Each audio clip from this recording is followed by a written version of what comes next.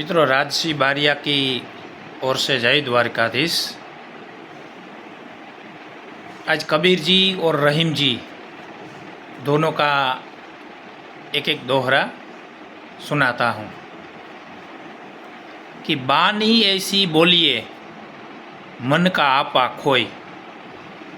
बानी ऐसी बोलिए मन का आपा खोई, औरों को शीतल करे आप हूँ शीतल होय। कि बानी ऐसी बोलिए मन का आपा खोई, औरों को शीतल करे आप हूँ शीतल होय। और दूसरा है रहीम जी का कि बड़े होकर लघु न दीजिए डारी। बड़े होकर लघु न दीजिए डारी, जहाँ काम आवे सुई कहाँ करे तरवारी।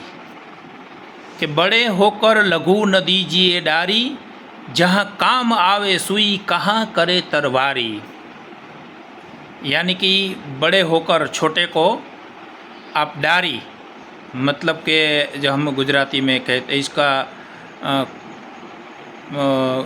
क्या बोलते हैं आप गुजराती में कहते हैं कि खिजाव नहीं, टूंकमा मतलब के जहाँ काम आवे सुई कहाँ करे तरवारी। જ્યાં સુઈ કાયમ આવે ને ત્યાં તલવાર કાયમ ના આવે। બટન ટાંકવું હોય તો એ સુઈથી ટકાય, ત્યાં તલવાર ન ચાલે। એટલે આવી વાત છે। ભલે જય દ્વારિકાધીશ।